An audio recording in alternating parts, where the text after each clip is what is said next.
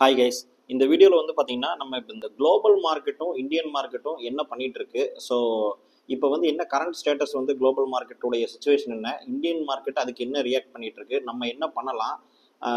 So இப்போ macro economic data வந்து யூஎஸ்ல எப்படி இருக்கு, ஸோ என்ன சுச்சுவேஷன் இருக்கு அப்படிங்கிறத நம்ம தெரிஞ்சுக்கலாம்.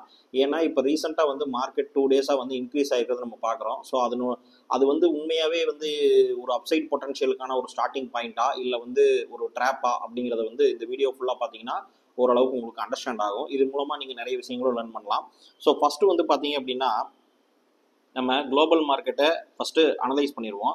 குளோபல் மார்க்கெட்டில் என்ன நடந்திருக்கு அப்படின்னு பார்த்தீங்கன்னா டோ ஜோன்ஸ் இண்டஸ்ட்ரியல் ஆவரேஜ் அப்படின்னு சொல்லுவோம். அதாவது வந்து டோ ஜோன்ஸ் இண்டஸ்ட்ரியல் ஆவரேஜ் இது வந்து ஒரு இம்பார்ட்டண்டான நம்ம எப்படி நிஃப்டி சென்செக்ஸ் இந்த மாதிரி இருக்குது பார்த்தீங்களா, அதில் வந்து குளோபல் லெவலில் டோ ஜோன்ஸ் அப்படிங்கிறது வந்து உலக மார்க்கெட்டையே வந்து இந்த மார்க்கெட்டோட கம்பேர் பண்ணி வேர்ல்டுடைய எக்கனாமிக்கல் க்ரோத்தையே நம்ம கம்பேர் பண்ணலாம். அந்த அளவுக்கு வந்து இது ஒரு இம்பார்ட்டண்டான ஒரு இண்டெக்ஸ். ஓகேங்களா.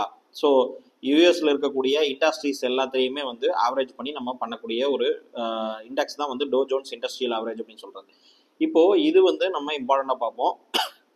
ஸோ இப்போ இண்டஸ்ட்ரியல் ஆவரேஜ் என்ன நடந்திருக்கு அப்படின்னு பார்த்தீங்கன்னா கிட்டத்தட்ட மார்க்கெட் வந்து இன்க்ரீஸ் ஆகி அதுக்கப்புறம் டிக்ரீஸ் ஆகி அதுக்கப்புறம் திருப்பி இன்க்ரீஸ் ஆகி திருப்பி வந்து பயங்கரமாக ஃபால் ஆயிருக்கு. இப்போ ஒரு லாஸ்ட் 2 டேஸாக இன்க்ரீஸ் ஆயிருக்கு மார்க்கெட் வந்து. லாஸ்ட் யூஎஸ்ல இது வந்து டே சார்ட்டு உங்களுக்கு பார்த்தீங்கன்னா தெரியும். டே சார்ட்டு லாஸ்ட் 2 டேஸ் வந்து பார்த்தீங்கன்னா மார்க்கெட் வந்து அப் மொமெண்டமில் இன்க்ரீஸ் ஆயிருக்கு. ஸோ இந்த ஒரு 2 நாள் யூஎஸ் மார்க்கெட்டுடைய கியூவை ஃபாலோ பண்ணி தான் நம்மளுடைய மார்க்கெட்டும் வந்து ஒரு பாசிட்டிவ் சிக்னல் கொடுத்துட்ருக்கு. இப்போ அதுக்கடுத்து பார்த்தீங்க அப்படின்னா S&P 500 என்ன நடந்திருக்கு பார்ப்போம். S&P 500 பார்த்தீங்கன்னா பல நாளாக கண்டினியூஸாக ஃபாலோ ஆகிட்டு இருந்தது. இப்போ 2 நாளாக பார்த்தீங்கன்னா லாஸ்ட் 2 நாளாக வந்து நமக்கு பாசிட்டிவ் அப் மூமெண்டம் கொடுத்துருக்கு டோ ஜோன்ஸ் மாதிரியே. ஸோ இந்த S&P 500ங்கிறது ஒரு இம்பார்ட்டண்ட்டான ஒரு இண்டெக்ஸு. இதுவுமே பார்த்தீங்கன்னா லாஸ்ட் 2 நாளாக வந்து இன்க்ரீஸ் ஆகிருக்கு. அதுக்கடுத்து பார்த்தீங்கன்னா நாஸ்டாக் அப்படிங்கிறது டெக்னாலஜி ஹெவி இண்டஸ்ட்ரீஸ், அதாவது டெக்னாலஜியில் இருக்கக்கூடிய ஸ்டாக்ஸை மட்டுமே. இப்போ நம்ம எப்படி வந்து ஐடி செக்டர் பார்க்குறோம் இல்லையா, அந்த மாதிரி நாஸ்டாக் பார்த்தீங்கன்னா மேக்ஸிமம் ஃபுல்லாக வந்து இதில் டெக்னாலஜி செக்டர், டெக்னாலஜியோடைய ஸ்டாக்ஸ் தான் வந்து ஜாஸ்தியாக இருக்கும். அமேசான், மைக்ரோசாஃப்ட்டு, அதுக்கப்புறம் இந்த நிறைய டெக்னாலஜி கம்பெனிஸ் எல்லாம் இருக்குது பார்த்தீங்களா, டெஸ்லா, இந்த மாதிரியான கம்பெனிஸ் எல்லாம் வந்து பார்த்தீங்கன்னா டெக்னாலஜி ஹெவியாக இருக்கக்கூடிய இண்டெக்ஸ் இது. அதனால் இது இன்க்ரீஸ் ஆகுது அப்படின்னா உங்களுக்கு மேஜராக வந்து டெக் ஸ்டாக் மட்டும் தான் இன்க்ரீஸ் ஆகுது அப்படின்னு அர்த்தம். இப்போது இது வந்து பார்த்தீங்கன்னா நாஸ்டாக்குமே வந்து லாஸ்ட் 2 நாளாக உங்களுக்கு வந்து பாசிட்டிவான ஒரு அப் மொமெண்டம் கொடுத்துருக்கு. ஸோ இந்த லாஸ்ட் 2 நாளாக நடந்ததை வச்சு தான் நம்ம இந்தியன் மார்க்கெட்டு என்ன இருக்குது, நிஃப்டியும் வந்து பார்த்தீங்கன்னா கிளியராக வந்து லாஸ்ட் ஒரு 2 டேஸ் நல்ல ஒரு பாசிட்டிவ் மொமெண்டம் கொடுத்துருக்கு. அதுக்கு முன்னாடியே கொஞ்சம் இன்க்ரீஸ் ஆக ஆரம்பிச்சிருச்சு, இருந்தாலும் அதுக்கப்புறம் பாசிட்டிவ் மொமெண்டம் கொடுக்க ஆரம்பிச்சிருக்கு. இப்போ பார்த்தீங்கன்னா உங்களுக்கே தெரியும். பாருங்க, லாஸ்ட்டாக இங்கே இன்க்ரீஸ் ஆகிருக்கு, இங்கே தான் நமக்கு பாட்டம் கிடச்சிருக்கு. அதுக்கப்புறம் எகெயின் வந்து ஒரு அப் மூவ், அதுக்கப்புறம் இப்போ ஒரு அப் மூவ், இந்த மாதிரி கிளியராக வந்து ஒரு மூவ் கொடுத்துருக்கு நம்ம மார்க்கெட். சரி, இப்போ வந்து இது வந்து ஒரு அப் ட்ரெண்டுக்கான கண்டினியூஷனா, அதாவது வந்து இப்படியே மார்க்கெட் வந்து இன்க்ரீஸ் ஆகி அப் ட்ரெண்டுக்கு போகுமா அப்படிங்கிற ஒரு கண்டினியூஷன் பேட்டர்ன் போனால் ஸ்டார்டிங் பாயிண்ட் அப்படின்னு கேட்டிங்கன்னா இதை நம்ம வந்து அப்படி ஈஸியாக அவ்வளோ சீக்கிரம் எடுத்துக்க முடியாது. காரணம் என்ன அப்படிங்கிறது வந்து யூஎஸுடைய மேக்ரோ எக்கனாமிக்கல் டேட்டாவும் யூஎஸுடைய கரண்ட் சுச்சுவேஷன், ட்ரம்ப்புடைய டேரிஃப் பிளான்ஸு, இது எல்லாமே வச்சு தான் நம்ம சொல்ல முடியும். ஏன்னா இந்த மாதிரி இன்க்ரீஸ் ஆனது இங்கேயும் கூட இன்க்ரீஸ் ஆகிருக்கு, தெரியுதுங்களா. இந்த இடத்துல இன்க்ரீஸ் ஆகிருக்கு, இந்த இடத்துல இன்க்ரீஸ் ஆகிருக்கு, அதுக்கப்புறம் தான் பெரிய ஃபாலே நடந்திருக்கு. இந்த இடத்துல இன்க்ரீஸ் ஆனதுக்கப்புறம் கண்டினியூஸாக ஃபால் நடந்திருக்கு. நீங்கள் இந்த இடத்துல இன்க்ரீஸ் ஆகும்போது பார்த்தீங்கன்னா கண்டினியூஸாக 3 நாள் இன்க்ரீஸ் ஆகிருக்கு. அதாவது நீங்கள் பார்த்தீங்கன்னா தெரியும், இங்கே பாருங்கள், இந்த கேண்டில், இந்த கேண்டில், இந்த கேண்டில், இந்த 3 நாளுமே பார்த்தீங்கன்னா கண்டினியூஸாக இன்க்ரீஸ் ஆகிருக்கிறது உங்களுக்கு பார்த்தாலே தெரியும். ஸோ அதே மாதிரி இங்கேயும் பாருங்கள், கண்டினியூஸாக 3 நாள் இன்க்ரீஸ் ஆகிருக்கிறது நல்லாவே தெரியும். அப்போது இது மட்டுமே நம்ம வச்சுக்கிட்டு மார்க்கெட் வந்து ட்ரெண்ட் ரிவர்சல் ஆயிடுச்சு அப்படின்னு நம்ம சொல்ல முடியாது. அதனால் நீங்கள் வந்து கேர்ஃபுல்லாக இருக்க வேண்டிய டைமே இதுதான். ஏன்னா நம்ம அடுத்தடுத்து எந்த பொசிஷனில் நம்ம பார்க்கணும் அப்படின்னு கேட்டிங்கன்னா இம்பார்ட்டண்ட்டான பொசிஷன் வந்து நான் ஓவராலாக சொல்கிறேன். இதுக்கப்புறம் நம்ம டீட்டெயில்டாக ஒரு சில அனலைஸை சொல்கிறேன். இப்போது இம்பார்ட்டண்ட்டாக இந்த பார்ட்டை கட் பண்ணலை. இப்போது ஏன் அப்படி நான் சொல்கிறேன்னா, நீங்கள் வந்து இந்த இடத்துல பாருங்கள், நம்ம நிஃப்டியில் இம்பார்ட்டண்டான சப்ளை ஜோன் வந்து இந்த ஜோன். இங்கே தான் ஃபஸ்ட்டு சப்ளை ஜோன் ஆரம்பித்தது, பெரிய சப்ளை ஜோன். அதுக்கடுத்து பார்த்தீங்கன்னா சின்ன ஒரு சப்ளை ஜோன் நடந்திருக்கு. இதுக்கடுத்து இதுதான் ஃபஸ்ட்டு, இது ஃபஸ்ட்டு சப்ளை ஜோன், இது 2வது சப்ளை ஜோன், இது 3rd சப்ளை ஜோன் வச்சுக்கோங்க. இங்கே 3 கேண்டில்ஸ் வந்து இன்க்ரீஸ் ஆச்சு இல்லையா மார்க்கெட்டு, இது வந்து 2வது சப்ளை ஜோனுக்கே போகலை, நியரஸ்ட் கூட போகலை, அதை பிரேக் பண்ண முடியல. அதனால் அதுக்கடுத்து பார்த்தீங்கன்னா இங்கேயும் ஒரு 3 கேண்டில் கண்டினியூஸாக ஃபார்ம் ஆச்சு பார்த்தீங்களா. இதுவுமே வந்து தேர்டு சப்ளை ஜோனை பீட் பண்ண முடியல.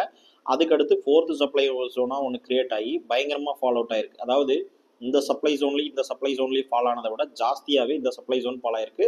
ஸோ இங்கே வந்து சப்ளையர்ஸ், அதாவது வந்து செல்லர்ஸோடைய பொசிஷன் வந்து ரொம்ப ஸ்ட்ராங் ஹோல்டாக இருக்குது. இப்போது இந்த பொசிஷன் வந்து பார்த்தீங்கன்னா திருப்பியும் வந்து இன்க்ரீஸ் ஆகிருக்கு. அதுக்கு காரணம் என்னன்னா லாங் டேர்ம் உடைய சார்ட்டை பார்த்தீங்க அப்படின்னா இந்த இடத்துல வந்து ஒரு இம்பார்ட்டண்டான ஒரு ஹெவியான பையர் டிமாண்ட் சுச்சுவேஷன் இருக்குது. ஓகேங்களா, டிமாண்ட் ஜோன் வந்து இருக்குது. அதனால் இந்த இடத்துல வந்து ஒரு சப்போர்ட் எடுத்திருக்கு. ஆனால் என்ன பிரச்சனைன்னு கேட்டிங்கன்னா இந்த இடத்த பிரேக் பண்ணாமல் நம்ம வந்து கன்ஃபார்ம் பண்ண முடியாது. இந்த இடத்த பிரேக் பண்ணி சஸ்டெயின் ஆனால் மட்டும்தான் நம்ம அட்லீஸ்ட் ஒரு சப்ளை ஜோனாவது பிரேக் பண்ணணும். அப்படி பிரேக் பண்ணி சஸ்டெயின் ஆனால் மட்டும்தான் நம்மளால் சொல்ல முடியும்.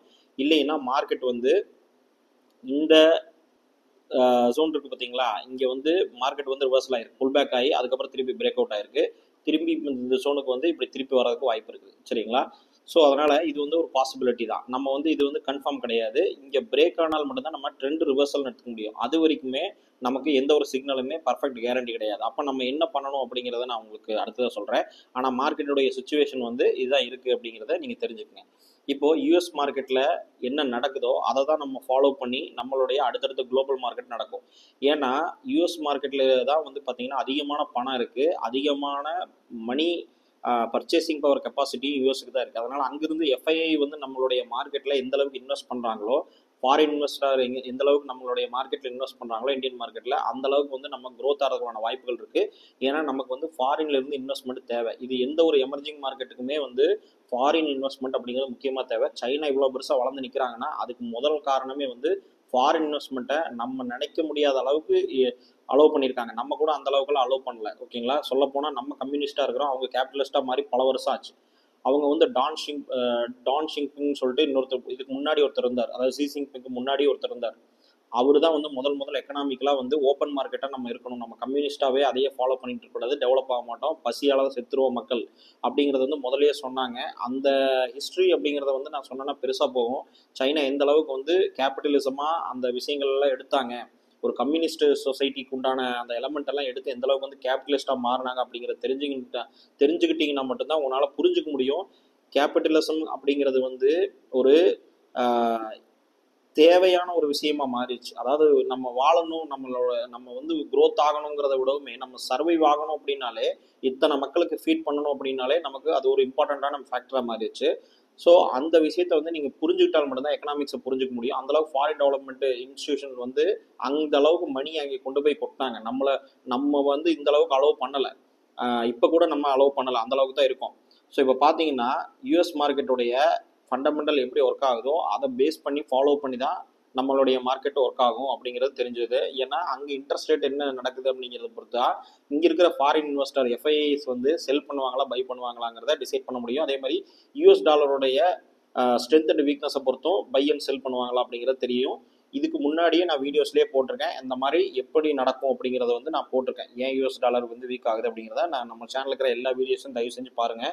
அப்போ தான் உங்களுக்கு வந்து புரியும். என்னுடைய பழைய வீடியோஸ் இருந்தாலும் பாருங்கள், அதில் நிறைய விஷயங்கள் இருக்குது. எஜுகேஷன் மாறாததுனால பழைய வீடியோஸ் இருந்தாலும் பாருங்கள். இப்போது Bank of America Global Research என்ன சொல்லியிருக்காங்க அப்படின்னா, ஸ்டாக்ஃப்ளேஷன் அப்படிங்கிற ஒரு கான்செப்ட்டுக்கு வந்திருக்கிறாங்க. அதாவது இன்ஃப்ளேஷன் க்ரோத் இந்த ரெண்டுக்குமே நடுவில் சிக்கினதான் ஸ்டாக்ஃப்ளேஷன். அதாவது வந்து என்னென்னா, மார்க்கெட் வந்து பார்த்தீங்கன்னா க்ரோத்துக்கு ஆப்பர்ச்சுனிட்டி இருந்தும் அதை இன்ஃப்ளேஷன் வந்து தடுக்கும். ஓகேங்களா, ஸோ இந்த ஒரு ரெசிஷன் அப்படிங்கிறது கூட சொல்கிறாங்க இல்லையா, அந்த ஒரு கான்செப்டுக்கு தான் இது. அதாவது வந்து மார்க்கெட் வந்து ஸ்பெண்ட் பண்ணவும் முடியாமல், க்ரோத் ஆகவும் முடியாமல், இன்ஃப்ளேஷனை கண்ட்ரோல் பண்ணவும் முடியாமல் ரெண்டுக்கு நடுவில் வந்து நிற்கும். இந்த இடத்துல தான் ஸ்டாக்ஃப்ளேஷன் அப்படின்னு சொல்லுவாங்க. இந்த மாதிரியான சுச்சுவேஷன் தான் இப்போ வந்திருக்கு. அந்த சுச்சுவேஷன் வந்து இன்வெஸ்டருடைய ஸ்பெண்டிங் பவரை குறைச்சிருக்கு அப்படிங்கிறத வந்து இந்த ரிசர்ச்சில் சொல்கிறாங்க. அதாவது பீப்புள்ஸுமே கன்சியூமருமே ஸ்பெண்டிங் பவரை குறைச்சிருக்காங்க. கன்சியூமருமே வந்து பயப்படுறாங்க, அதாவது அதிகமாக செலவு பண்ணால் எங்கே வந்து ப்ராப்ளம் வருமோ அப்படிங்கிற பயப்படுறாங்க. ஸோ அதனால் வந்து எக்கனாமிக்கலாகவே இந்த ஸ்டாக்ஃப்ளேஷன் சினாரியோ வந்து வரப்போகுது அப்படிங்கிற ஒரு பயத்தில் இருக்காங்க அப்படிங்கிறத கிளியராக அந்த சர்வேவும் காட்டுது. அதுக்கடுத்து பார்த்தீங்க அப்படின்னா இன்வெஸ்டர்ஸ் வந்து கேஷ் ஹோல்டிங் வந்து 3.5% எப்பவுமே கேஷ் ஹோல்டு பண்ணுவாங்க அதிகபட்சமாக. ஆனால் இந்த அளவு 4.1% வந்து கேஷை ஹோல்டு பண்ணியிருக்காங்க. அதாவது வந்து எதுலேயுமே இன்வெஸ்ட் பண்ணாமல் வெறும் கேஷாக மட்டுமே இந்த அளவு ஹோல்டு பண்ணியிருக்காங்க. இதுலேருந்து கிளியராக தெரியுது மார்க்கெட் வந்து பயத்துலேருந்து இன்னும் மீளலை அப்படிங்கிறது. ஏன்னா இன்வெஸ்டருமே வந்து கேஷ் ஹோல்டிங்கை ஜாஸ்தியாக விரும்புகிறாங்க. இப்போதைக்கு எந்த மார்க்கெட்டுமே வந்து நிலையில்லை அப்படிங்கிறதுனால எந்த மார்க்கெட்லையும் இன்வெஸ்ட் பண்ணாமல் முடிஞ்சளவு கேஷாக வச்சுக்கலாம், அதுக்கடுத்து முடிவு எடுத்துக்கலாம் அப்படிங்கிற கான்செப்டில் கேஷ் இஸ் கிங் அப்படிங்கிற கான்செப்டில் இப்போ வந்து 4.1% வந்து இன்க்ரீஸ் ஆகிருக்கு. ஓகேங்களா, 3.5%லேருந்து. அதுக்கடுத்து பார்த்தீங்கன்னா some people believes it's over sold region. ஏன் இப்போ வந்து இன்க்ரீஸ் ஆகுது அப்படிங்கிற ஒரு இம்பார்ட்டண்டாக பார்த்தீங்கன்னா, டெக்னிக்கலாக வந்து எப்பவுமே ஒரு ரீட்ரேஸ்மெண்ட், புல் பேக்கு, அதுக்கப்புறம் திருப்பி ஒரு மூவ்மெண்ட்டு, இந்த மாதிரியான விஷயங்கள் மார்க்கெட்டில் இருந்துகிட்டே இருக்கும். ஏன்னா இது பேசிக்காகவே பையர் செல்லருடைய சைக்காலஜி இப்படி தான் ஒர்க் ஆகும். அதனால் வந்து என்னென்னா ஓவர் சோல்டு ரீஜியன் ஒன்று இருக்குது. அதாவது எப்படின்னா தொடர்ந்து மார்க்கெட்டில் நிறைய ஸ்டாக்ஸை செல் பண்ணிட்டே இருந்தாங்கன்னா அது சப்ளை வந்து ஜாஸ்தி ஆகிடும், ஓவர் சோல்டு ஜாஸ்தி ஆகும். அப்போ வந்து என்ன ஆகும்னா ஆட்டோமேட்டிக்காகவே வந்து பார்த்தீங்கன்னா அந்த ரீஜியன்லேருந்து இன்னொரு பவுன்ஸ் பேக் நடக்கும். ஸோ அந்த ரீஜியனில் இருக்கிறதுனால ஒரு பாசிட்டிவான ஃபீலிங் வந்து இன்வெஸ்டர்ஸ்க்கு இருக்குது. அதனால் வந்து இந்த கிராஷ் வந்து இதோட முடியுது அப்படிங்கிற மாதிரி நினைக்கிறாங்க. ஆனால் ப்ராப்ளம் என்ன, கிராஷ் வந்து முடியலாம், ஆனால் அதோடைய க்ரோத் வந்து கண்டினியூ ஆகும் அப்படிங்கிறத நீங்கள் எப்படி சொல்லுவீங்க? ஏன்னா கன்சல்டேஷன் மார்க்கெட்டாக கூட இருக்கலாம், பல வருஷத்துக்கு பெரிய ரிட்டர்ன் எதுவுமே கொடுக்காம அப்படியே மார்க்கெட் உருண்டுட்டே இருந்திருக்குது. இந்த மாதிரிலாம் நிறைய நடந்திருக்குது. ஸோ அந்த ஒரு பாயிண்ட் ஆஃப் வியூ நம்ம யோசிச்சு பார்க்கணும். அதனால் சம் பீப்புள்ஸ் வந்து இப்படி பிலீவ் பண்ணுறதுனால அது ஒரு பாசிட்டிவ் நியூஸாக தெரியுது. அதே மாதிரி ரீட்டைல் சேல்ஸ், அதாவது மேக்ரோ எக்கனாமிக் டேட்டாவில் என்ன சொல்கிறாங்கன்னா கன்சியூமர் ஸ்பெண்டிங் வந்து வீக் ஆயிருக்கு. அதாவது ரீட்டைல் சேல்ஸ் வந்து வீக் ஆயிருக்கு. இந்த ரீட்டைல் சேல்ஸ் டேட்டா வந்து ரீசெண்டாக வந்து என்ன சொல்லுது அப்படின்னா கன்சியூமர் ஸ்பெண்டிங் வந்து ரொம்ப கம்மியாக இருக்குது. ஏன் கம்மியாக இருக்குது அப்படின்னா, இப்போ எக்ஸாம்பிளுக்கு வந்து நம்ம ஒரு ரெசிஷன் வரப்போகுது, நமக்கு வந்து ரிஸ்கான சுச்சுவேஷன் வரப்போகுது, நம்ம அதிகமாக ஸ்பெண்ட் பண்ண முடியாது அப்படின்னாலே நம்ம வந்து செலவு பண்ணுறதை குறைக்க ஆரம்பிப்போம், காசை வந்து கொஞ்சம் இழுத்து பிடிக்க ஆரம்பிப்போம். இப்படி எல்லா மக்களுமே சேர்ந்து பண்ணும்போது எக்கனாமிக்கலாகவே அது ஒரு இம்பேக்ட் கொண்டு வந்துடும். ஓகேங்களா, காசு வந்து செலவு பண்ணாமல் இருந்தாங்க அப்படின்னா கம்பெனிஸ்க்கும் பிஸ்னஸுக்கும் வருமானம் பத்தாமல் போகும். ஆட்டோமேட்டிக்காகவே இது வந்து எக்கனாமிக்கலாக ஒரு சுச்சுவேஷனை கொண்டு வரும். அதனால் இந்த கன்சியூமர் ஸ்பெண்டிங் வீக் ஆகிறது அப்படிங்கிறதையும் ஒரு இம்பார்ட்டண்டான பாயிண்டாக பார்க்குறாங்க. கிளியராக வந்து இதெல்லாம் ஒரு வேரியஸ் சிக்னல் தான் கொடுக்குது நமக்கு. அதே மாதிரி மேனுஃபேக்சரிங் ஆக்டிவிட்டி, மேனுஃபேக்சரிங் கம்பெனிஸில் எத்தனை வந்து ஆர்டர் வந்திருக்குது, டோட்டலாக பெரிய பெரிய கம்பெனிஸ் இருக்கும் பார்த்தீங்களா மேனுஃபேக்சரிங் கம்பெனிஸு, அது வந்து எந்த அளவுக்கு ஆர்டர் கெயின் பண்ணியிருக்காங்க, அந்த ஆர்டர் வந்து எந்த அளவுக்கு ரிசீவ் ஆகி ப்ரொடக்ஷன் பண்ணிட்டு இருக்காங்க அப்படிங்கிறத வந்து அனலைஸ் பண்ணுறது தான் மேனுஃபேக்சரிங் ஆக்டிவிட்டி. அந்த சர்வே, அந்த ஒரு டேட்டா பாயிண்ட் அதில் வந்து பார்த்தீங்கன்னா ஆக்சுவலாக என்ன வந்திருக்கு அப்படின்னா எக்ஸ்பெக்டட் வந்து -1.5 கம்மியாகும்னு நினச்சாங்க. ஆனால் -1.8 கம்மியாகும்னு நினச்சா -20 வரைக்கும் கம்மியாக இருக்குது. ஓகேங்களா, -20க்கு போயிருக்குது ஆக்சுவல் ரிசல்ட். அதனால் இது ரொம்ப ரொம்ப வீக்னஸாக பார்க்குறாங்க. மேனுஃபேக்சரிங் ஆக்டிவிட்டியில் ஆர்டர்ஸு ஷிப்மெண்ட் எல்லாம் பயங்கரமாக குறைஞ்சிருக்கு அப்படிங்கிறது கிளியராகவே வந்து சைன் வந்து தெரியுது. ஓகேங்களா, இந்த டேட்டா பாயிண்ட் மூலமாக. அதுக்கடுத்து பார்த்தீங்கன்னா இன்ஃப்ளேஷன் அண்ட் க்ரோத். ஓகேங்களா, இதுதான் ஒன்றுக்கு ஒன்று நம்மளுடைய மார்க்கெட்டை வந்து கிளியராக வந்து மூவ் பண்ணுறது. இன்ஃப்ளேஷன் அண்ட் க்ரோத், அதாவது ஜிடிபி க்ரோத் தான் க்ரோத்னு சொல்கிறேன். இப்போது ப்ரீவியஸ் க்ரோத் வந்து ஃபோர்காஸ்ட் வந்து எவ்வளோ வச்சுருந்தாங்கன்னா 2.3% வச்சுருந்தாங்க யூஎஸோடது. ஆனால் இப்போது ட்ரம்ப்புடைய டேரிஃபு அது இது இப்போ இந்த மார்க்கெட்டில் விழுந்தது காரணமே உங்களுக்கே தெரியும். ஸோ இந்த டேரிஃப் அப்புறம் என்ன பண்ணுறாங்கன்னா க்ரோத் வந்து வெறும் 1.6% தான் இருக்கும் அப்படிங்கிறத குறைச்சிட்டாங்க. அப்போ 2.3%லேருந்து க்ரோத் வந்து 1.6% வந்துருச்சு. அது ஒரு மிகப்பெரிய வீக்னஸ். அதே மாதிரி இன்ஃப்ளேஷன் எக்ஸ்பெக்டேஷன், இன்ஃப்ளேஷன் ஃபோர்காஸ்டிங் பண்ணுறதுல என்ன சொல்லியிருக்காங்கன்னா கிளியராக வந்து 2%க்குள்ளே இன்ஃப்ளேஷன் கொண்டு வரும். நான் பல வீடியோவில் சொல்லியிருந்தேன் இல்லையா முன்னாடி, 2%க்குள்ளே இன்ஃப்ளேஷன் கொண்டு வரதுக்காக தான் ஃபெட் வந்து யூஎஸில் டார்கெட் பண்ணுறாங்க, அது அவங்களுடைய நோக்கமாக இருக்குது அப்படின்னு சொல்லி பல வீடியோ சொல்லியிருந்தேன். இன்ட்ரெஸ்ட் ரேட்டை வந்து இன்க்ரீஸ் பண்ணுறதுக்கான காரணம் அதுதான் அப்படிங்கிறத பல வீடியோவில் நான் சொல்லியிருந்தேன். ஆனால் இப்போ கடைசியில் பார்த்தீங்கன்னா திருப்பியும் இன்ஃப்ளேஷன் வந்து 2.8% வந்து வரும் அப்படிங்கிறத கிளியராக வந்து சொல்லிட்டாங்க. அதாவது வந்து ஃபோர்காஸ்ட் பண்ணதில் இன்க்ரீஸ் ஆகிருக்குது, 2.8% வந்துடும் அப்படிங்கிறத திரும்ப சொல்லியிருக்காங்க. அப்போ என்ன ஆயிடுச்சு அப்படின்னா இன்ஃப்ளேஷன் எக்ஸ்பெக்டேஷனும் வந்து இன்க்ரீஸ் ஆயிடுச்சு. இதெல்லாம் வந்து டேட்டா பாயிண்ட்ல ஃபோர்காஸ்ட்ல சர்வே பண்ணுறது.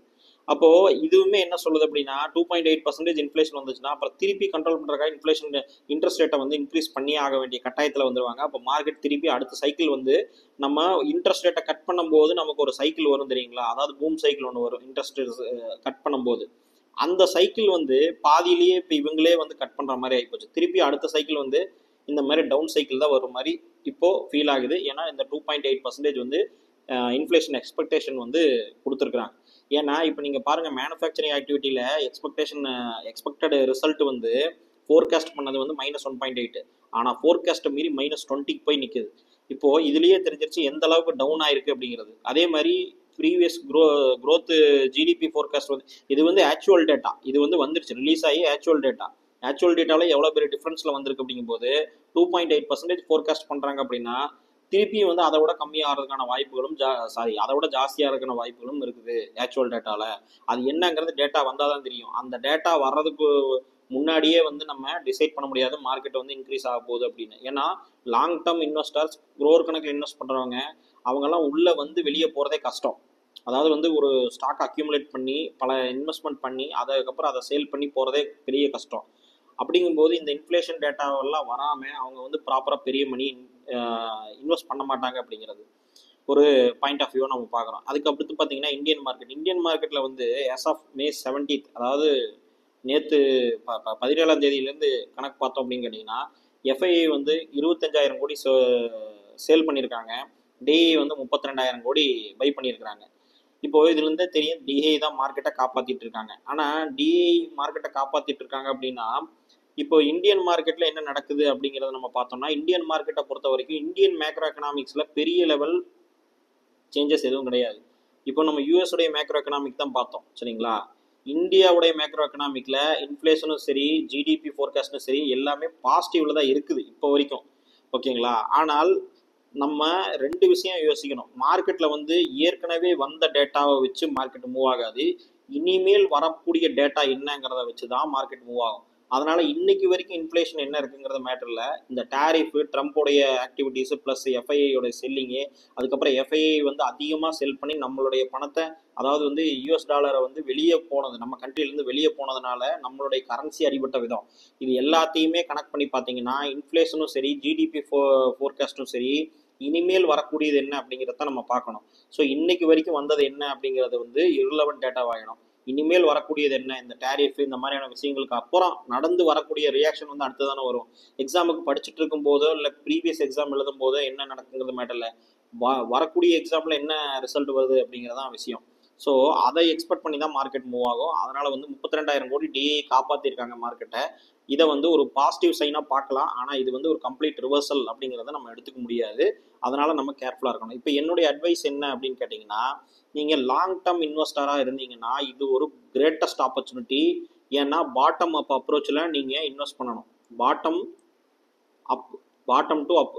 நீங்கள் டாப் டவுனில் பண்ண வேண்டாம், டாப் டவுனில் பண்ணவும் முடியாது, ஓகேங்களா? இப்போதைக்கு வந்து டாப் டவுனில் குளோபல் மார்க்கெட் அனலைஸ் பண்ணி அங்கேருந்து கண்ட்ரியை கண்டுபிடிச்சி அந்த கண்ட்ரியில் செக்டாரை கண்டுபிடிச்சி செக்டாரில் ஸ்டாக்கை கண்டுபிடிச்சி நீங்கள் அந்த டாப் டவுன் அப்ரோச்சுக்கு போக வேண்டாம். பாட்டம் அப்ரோச் பாருங்கள். அதாவது best company, best financially strongest company, high sales பண்ணக்கூடிய கம்பெனிஸு, டிமாண்ட் ஸ்ட்ராங்காக இன்க்ரீஸ் பண்ணிட்டு இருக்கிற கம்பெனிஸு, ஃபினான்ஷியலி ஸ்ட்ராங்காக இருக்கிற பிராண்ட் வேல்யூ இருக்கிற கம்பெனிஸை வந்து நீங்கள் அனலைஸ் பண்ணி இன்வெஸ்ட் பண்ணலாம். அதில் என்னென்ன கம்பெனிஸ்லாம் இருக்குங்கிறத நான் நெக்ஸ்ட் வீடியோவில் சொல்கிறேன். நம்மளுடைய சேனலை வந்து சப்ஸ்கிரைப் பண்ணி வச்சுக்கோங்க. நம்மளுடைய டெலிகிராம் குரூப்புமே வந்து இந்த வீடியோடைய டிஸ்கிரிப்ஷன் லிங்க்லேயே கொடுத்துருக்கேன், அதிலே ஜாயின் பண்ணிக்கோங்க. இம்பார்ட்டண்டான முக்கியமான வீடியோஸ்லாம் போட்டேன் அப்படின்னா உடனடியாக உங்களுக்கு வந்து அதில் அப்டேட் வரும். இப்போ வந்து பார்த்தீங்கன்னா இன்ட்ராடே ட்ரேடர்ஸ்க்கு வந்து பார்த்தீங்கன்னா ஒரு பெஸ்ட் ஆப்பர்ச்சுனிட்டி. ஏன்னா மார்க்கெட் வந்து வாலட்டைலாக இருக்கும்போது நமக்கு மூவ்மெண்ட் வந்து அப்போ டவுனோ ஒரு பெரிய மூவ்மெண்ட் கிடைக்கும். ஸோ இன்ட்ராடேல ப்ராப்பராக லேர்ன் பண்ணி பண்ணுறவங்க, கரெக்டாக ஆப்பர்ச்சுனிட்டி யூஸ் பண்ணி பண்ணுறவங்க அப்படிங்கிறவங்க, அதில் எக்ஸ்பீரியன்ஸ் இருக்கிறவங்களுக்கு இது நல்ல ஆப்பர்ச்சுனிட்டி தான். ஏன்னா மார்க்கெட் வந்து ஒரு நாளில் நம்ம ப்ரெடிக்ட் பண்ணலாம், ஒரு நாளில் ஓகே நம்ம வந்து அப் ஆர் டவுன் நம்ம வந்து கிளியராக வந்து என்ட்ரி எக்ஸிட் ஆகிக்கலாம். ஆனால் மோர் தென் ஒன் டே அப்படிங்கும்போது தான் நம்ம கண்டுபிடிக்க முடியாது. அதனால இந்த லாங் டேர்ம் இன்வெஸ்டருக்கு ஒரு பெஸ்ட் ஆப்பர்ச்சுனிட்டி. ஏன்னா மார்க்கெட் வந்து பயங்கரமாக ஃபால் ஆகிருக்குது அப்படிங்கும்போது நிறைய பெஸ்ட் ஸ்டாக்ஸ் எல்லாம் இன்னைக்கு வந்து சீப்பஸ்ட் விலையில கிடைக்குது, அதாவது பயங்கரமாக அண்டர் வேல்யூடு கிடைக்குது. இங்கே இன்வெஸ்ட் பண்ணுறவங்க தான் அடுத்து ஒரு பெரிய ரிட்டர்ன் பார்க்க போகிறாங்க. ஏன்னா போன கிராஷில் இன்வெஸ்ட் பண்ணவங்க தான் இப்போ பெரிய ரிட்டர்ன் பார்த்துருப்பாங்க. அதே மாதிரி இந்த கிராஷில் இன்வெஸ்ட் பண்ணுறவங்க தான் பெரிய ரிட்டர்ன் பார்க்க போகிறாங்க. ஆனால் அது என்னைக்குன்னு தெரியாது. அதனால் லாங் டேர்மில் இன்வெஸ்ட் பண்ணுறவங்களுக்கு ஒரு பெஸ்ட் ஆப்பர்ச்சுனிட்டி, இன்ட்ராடே பண்ணுறவங்களுக்கும் ஒரு பெஸ்ட் ஆப்பர்ச்சுனிட்டி. இந்த ஷார்ட் டேர்மில் ஸ்விங் ட்ரேடிங் பண்ணுறீங்க பார்த்தீங்களா ஸ்டாக்ஸில், இவங்க மட்டும் ரொம்ப கேர்ஃபுல்லாக இருக்கணும். காரணம் என்னன்னு கேட்டிங்கன்னா, நீங்கள் இப்போ இன்னைக்கு 2 நாள் இன்க்ரீஸ் ஆகுது அப்படின்னு சொல்லி நீங்கள் அடுத்து ஒரு 5 நாள் ஹோல்டு பண்ணலான்னு பார்ப்பீங்க, ஓகேங்களா? மார்க்கெட்டில் ஸ்டாக்கை வந்து ஹோல்டு பண்ணலாம். ஏன்னா ஸ்விங் ட்ரேடிங் அப்படிங்கிறது ஒரு ஷார்ட் டேர்ம் விஷயம். நீங்கள் ப்ராப்பராக அதுக்கு இல்லை நான் இந்த மாதிரி மார்க்கெட் சினாரியோலையும் நான் வந்து ஸ்விங் ட்ரேடிங் பண்ணியிருக்கேன், எனக்கு பண்ண தெரியும் அப்படின்னா பண்ணிக்கோங்க. ஆனால் நீங்கள் ஸ்விங் ட்ரேடிங் பண்ணுறவங்க தான் கேர்ஃபுல்லாக இருக்கணும். ஏன்னா மோர் தென் ஒன் டே இன்னைக்கு எதை ஹோல்டு பண்ணாலுமே பிரச்சனை. லாங் டேர்ம் இன்வெஸ்டருக்கும் பிரச்சனை இல்லை, இன்ட்ராடே பண்ணுறவங்களுக்கும் பிரச்சனை இல்லை. இந்த ஸ்விங் ட்ரேடிங் பண்ணுறவங்க ரீசெண்டாக வந்து ஸ்டாக்கை வந்து வாங்கிட்டு ஒரு 2 நாள் 3 நாள் கழிச்சு வித்துடலாம் அப்படிங்கிற மாதிரி இருக்கிறவங்களுக்கு கொஞ்சம் ரிஸ்கியான ஏரியா இந்த மார்க்கெட் செக்மெண்ட். ஏன்னா இது வாலடைல் ஆகிட்டே இருக்கும். இப்போ 2 நாள் ஏறும், திடீர்னு பார்த்தீங்கன்னா 2 நாள் திருப்பி பழைய நிலைமைக்கே வந்துடும், கீழே வந்துடும்.